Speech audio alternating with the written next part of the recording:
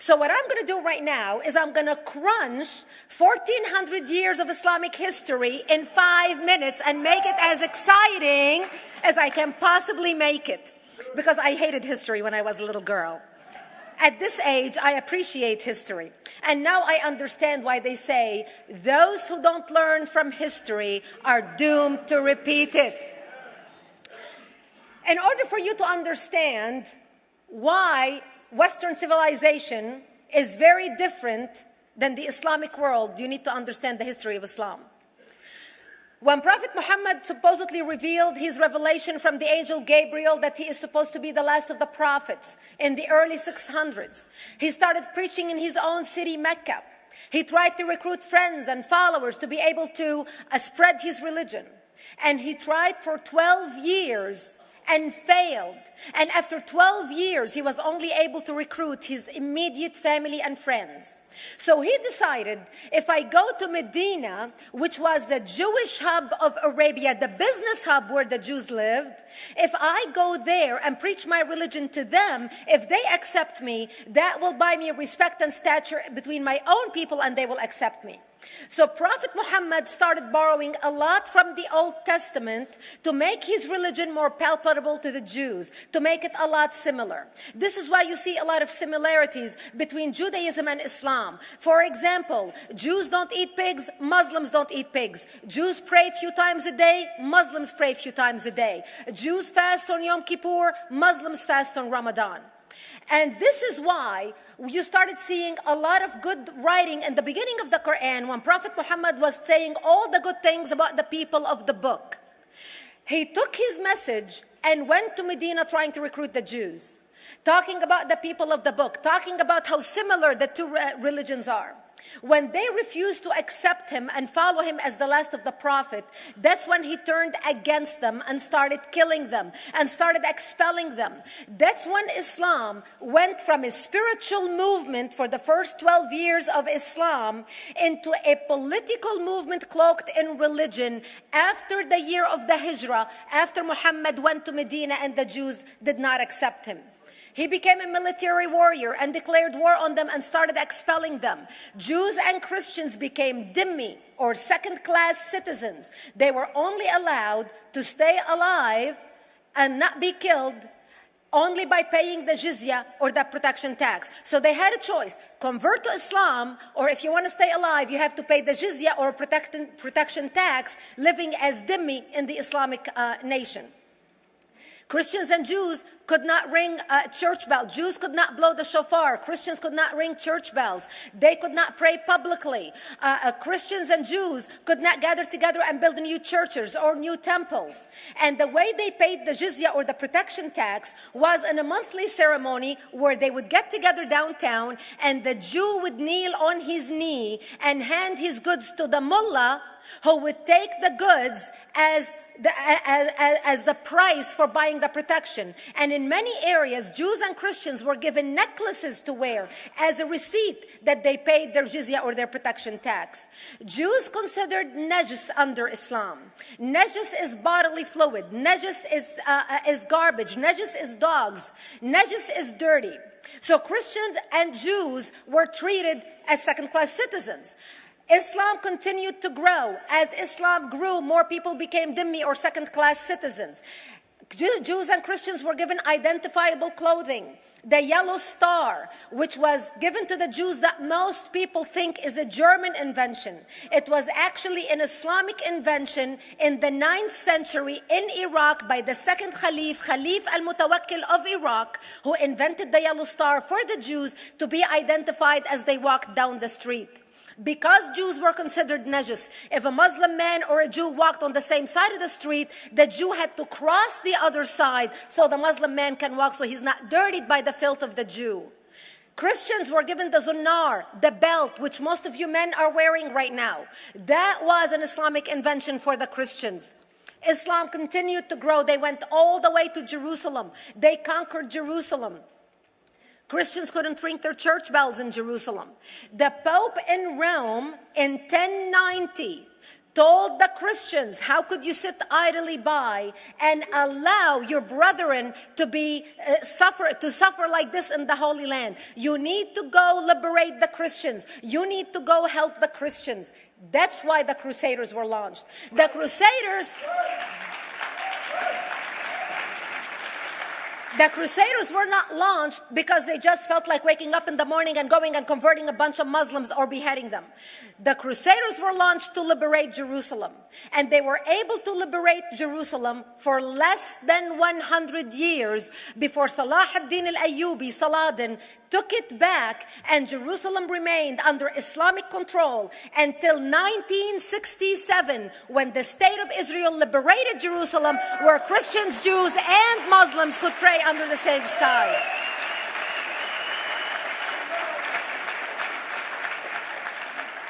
The Crusaders continued fighting Islam, and for 300 years they tried and failed. And by the 1300s, the Crusaders disappeared because they could not win against Islam. Islam continued to expand. They went all the way to Central Europe. They went all the way to China. They went to India. They conquered Spain. They changed the name of Spain from Spain to Andalusia. And they started, as they advanced, as they conquered more nations, more people paid the jizya, or the protection tax. And this is how the Islamic Empire grew. It went all the way until they was stopped at the gates of Vienna on 9/11. 9/11 is not a date that Osama bin Laden just picked out of a hat. 9/11 is a symbolic date in the Islamic calendar. By the 1600s, Islam had covered more of the earth's surface than the Roman Empire did at its peak.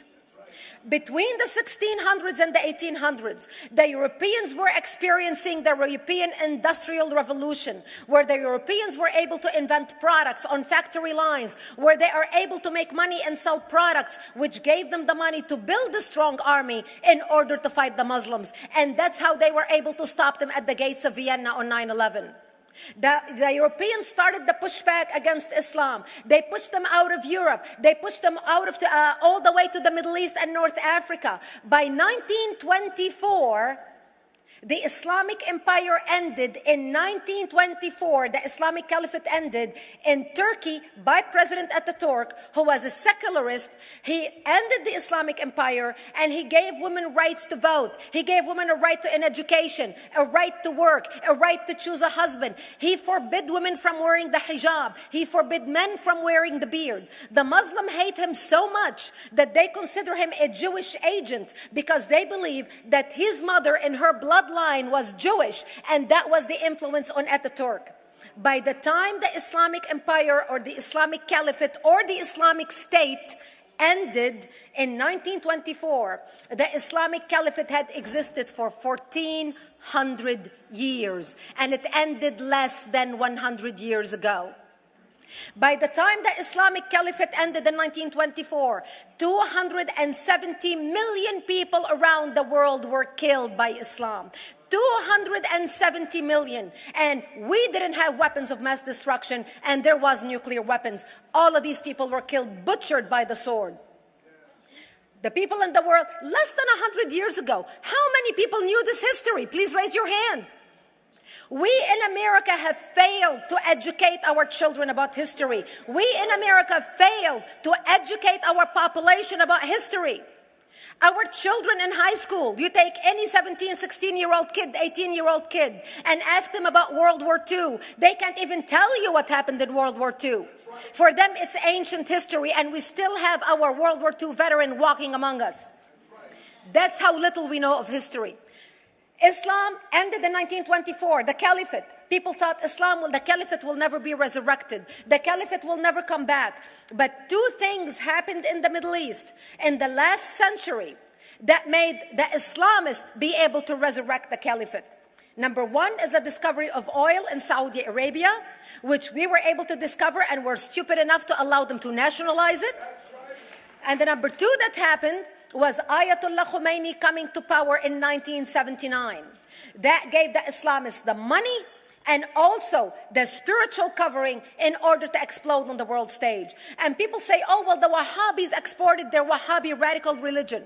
The Wahhabis are the name of Wahhab. They're not a different sect of Islam. They follow the authentic preaching of Prophet Muhammad, the way Prophet Muhammad lived and practiced his religion. This is why neither you or me or any infidel can step a foot in Mecca, because as far as they're concerned, we are filth. And as infidels, we're not allowed to step a foot, not President Obama and not anybody else.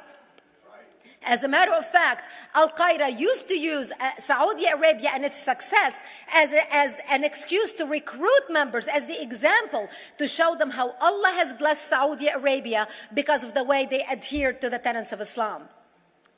And today we talk about ISIS. ISIS is not a new invention. ISIS resurrected the caliphate that ended less than 100 years ago.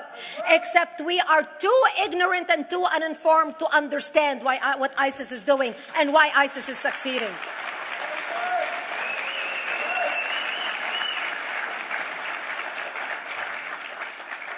Two things you need to understand about Islam and the principles of war in Islam.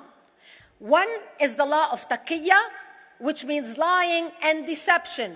It means that a Muslim man can lay his hand on the Quran and swear that he is telling the truth, knowing that he is lying, but also knowing that the Quran will forgive him because he is advancing the cause of Islam. The second thing you need to know about is that the Treaty of Al-Hudaybiyah, which is an Islamic principle of war and a model on how to deceive your enemy when you have to sign peace treaties with your enemy. And it is based on an example by Prophet Muhammad. Prophet Muhammad was attacking the Meccans and their caravans when he was living in Medina. One day he attacked them because this is how he got the goodies. He would attack them, rob them, and spread the goodies among his men. And this is how he was able to recruit, because this is how people made money without working. And so he attacked the Meccan caravans. When he realized he's not able to defeat the Meccans in that city of Al-Hudaybiyah, in that place, he signed a 10-year treaty with them. Does that sound familiar? A 10-year treaty with them that says he will not attack them, he will have peace with them, he will not declare war on them. Muhammad used the treaty for 2 years to build his military, strengthen his army, and when he realized he was strong enough to attack his enemies when they least expected it, because they thought they had a peace treaty with Muhammad, he broke the treaty, attacked them 2 years later, and Mecca fell within 24 hours because they were not expecting the attack. And that became a principle of war in Islam. And to give you an example of how that is practiced, this is why anything signed with Iran means nothing to them.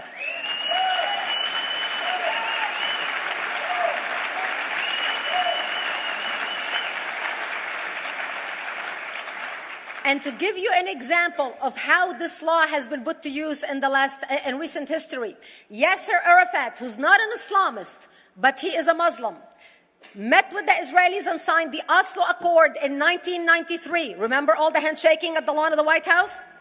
The Oslo Accord, Yasser Arafat used the peace treaty, the Oslo Accord with Israel, to get Israel to bring him back and give him his territory, finance his military, train his police, and give his police the weapons. Yasser Arafat broke the Oslo Accord 8 years later, didn't even wait 10 years, and declared the second intifada in 2000, and all hell broke loose. He used the same treaty to win and deceive against his enemies and deceive his enemies. When Jordanian press, after Yasser Arafat signed the Oslo Accord with Israel, and Egyptian press would interview Yasser Arafat, and they would say, how could you sign a peace treaty with the devil? How could you sign a peace treaty with the Jews? Yasser Arafat will tell them, remember Hudaybiyah. That's all he would have to say. The whole Muslim world knew exactly what Yasser Arafat was talking about. We in the West and the Jews in Israel, it was over their heads. Nobody understood what Hudaybiyah was referring to.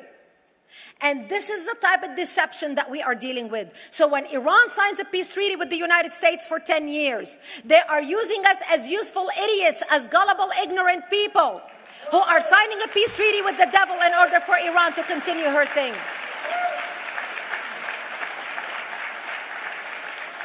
That is why it is so important to be wise about who we're going to put in the White House next year.